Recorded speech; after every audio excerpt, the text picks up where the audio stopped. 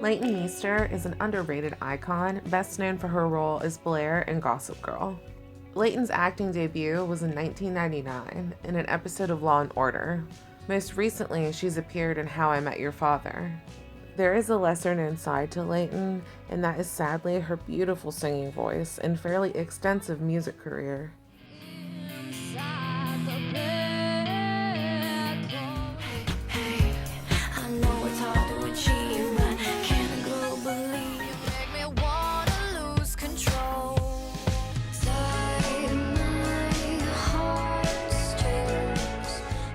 I feel like with one song in particular, a lot of people would be surprised to find out that she was the feature. I know I was.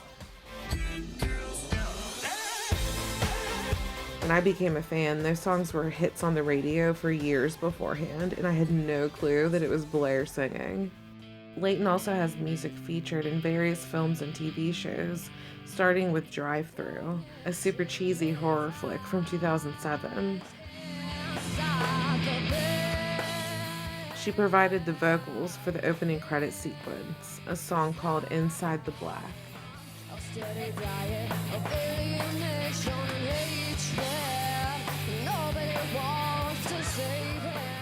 The following year, Leighton appeared in the HBO series Entourage. During the first season, she portrayed a pop singer who was looking to reinvent her image by teaming up with Tony Bennett. A plot which I found MTV to say predicted Lady Gaga's 2008 jazz era that also featured Tony Bennett. Goodbye, for you can't take a chance. Leighton's career was really non-stop at this point. Gossip Girl was thriving, and Leighton got her first Billboard charting hit with a feature on Cobra Starship's song Good Girls Go Bad.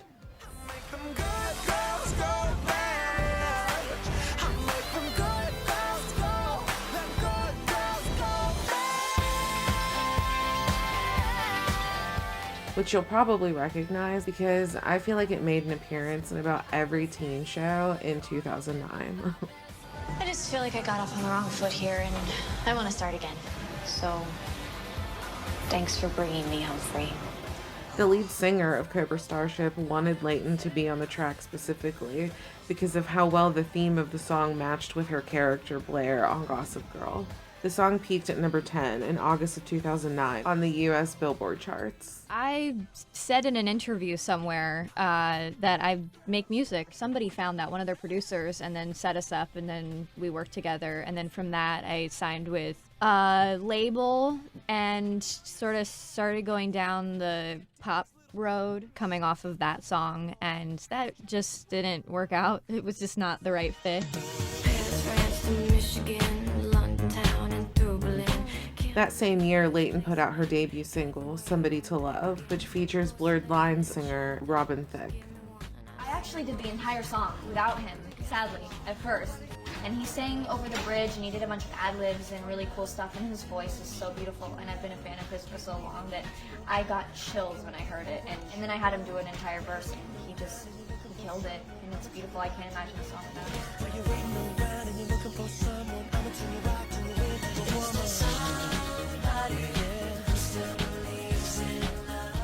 The track actually made its way onto Gossip Girl in season 3 and was also on the soundtrack for the 2010 film Valentine's Day.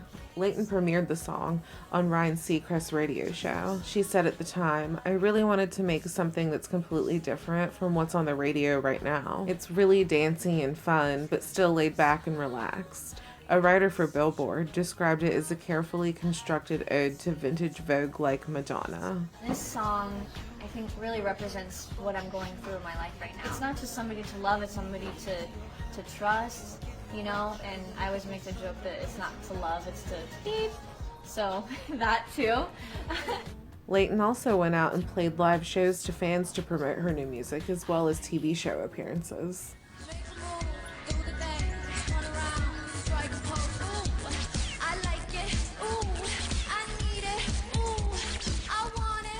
Did the label force you to do that? Did they kind of influence you to do that? No, it wasn't as much the label. It's just kind of like I knew a lot of people in that world. It was like let's have fun and do this. It was less about the songwriting and more just kind of like, let's go off of the success of this song. If you're a pop artist and you have that game in your head, it's like definitely more lucrative, especially if you're big with a big label.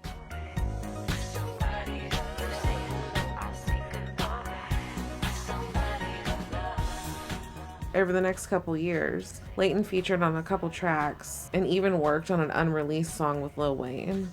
There were plans for an album release, but it was ultimately shelved. I tried to find as to why, but I really couldn't find an answer.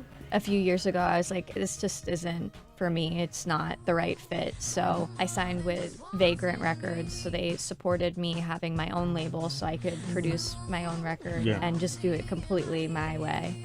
Leighton starred in the drama Country Strong alongside Gwyneth Paltrow and Tim McGraw. Use my eyes to draw you in until I'm under your skin. Leighton actually said that during filming, Tim gifted her a guitar, which in turn made her want to learn how to play. So I held back and now we've come to this. Once her album was shelved, no more new music came out from Leighton for a while. I've become a wild thing. I know you see me with my body moving out of control. I know you see me, don't you know that I got body control. She appeared in a lot of movies and continued Gossip Girl until 2012. She then spent some time on Broadway in Of Mice and Men before releasing any new music. That you really know me in a matter of a week, and now I'm gonna play with his mind. At night, when you leave her, I'll be your thrill seeker. 2014 was when news of a debut album was finally announced. She left behind the electro pop sound and gave us her true self.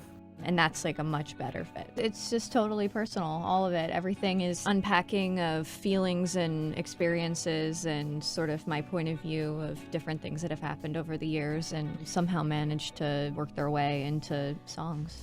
I bet you're sorry now, but that's what you wanted. You took me for granted all the time.